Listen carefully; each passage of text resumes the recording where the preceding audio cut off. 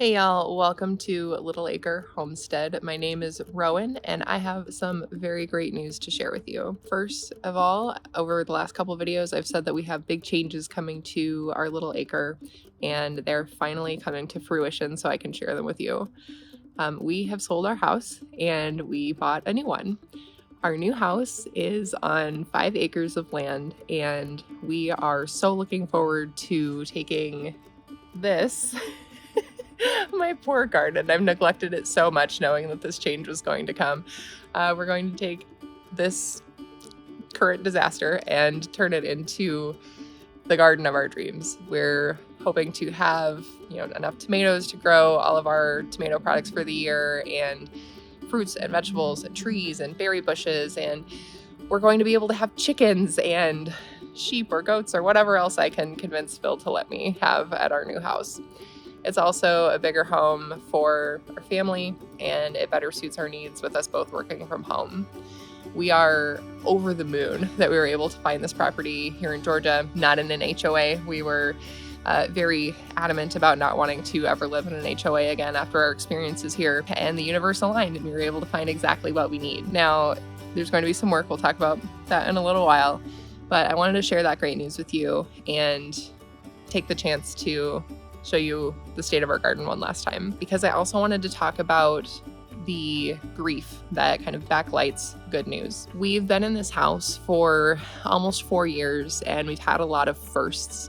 Alex had a lot of his firsts. His first day of school, his first birthday party with friends, and I had a lot of firsts too. This is where I learned how to can. I taught myself how to be more self-sufficient, and I learned how to grow tomatoes so I could feel closer to my grandma. Even when you're getting something that you want, that you've desired for a long time, it's very normal to experience grief.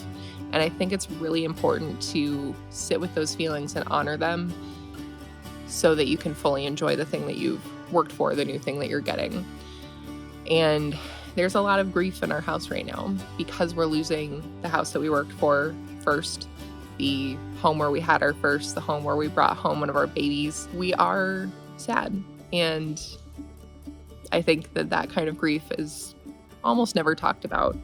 So I wanted to share that with you and talk about the realities of realizing your homesteading dreams. When you maybe move from your city apartment, or you move from, your first house into bigger land or onto a homestead, you might feel sad, even though it's something that you've worked for and that you've wanted for a long time. And that's totally normal and it's okay. And your feelings are valid. Alex has said that he's having trouble with the move and that he's feeling, sad about leaving our house, leaving our neighborhood. So I want to do a little ritual with him, and I think it's something that you might consider doing too if you ever move with young children.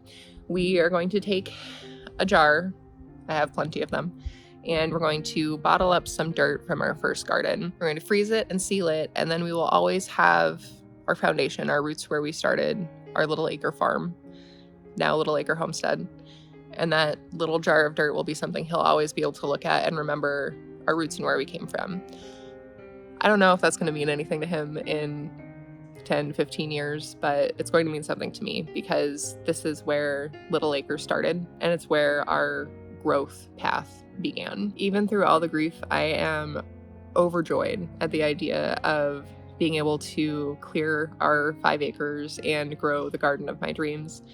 I can't wait to grow enough tomatoes to fill my pantry with salsa and tomato sauce every single year, and to grow peppers so that I can feed not just my family, but the families around us, my parents, my siblings, etc. Providing for my community has always been something that I've wanted to be able to do, and being on this larger property is going to enable me to do that on a much broader scale. I've always shared, I don't think she's up here, but I've always shared my jams and jellies with my neighbor back here who also gardens.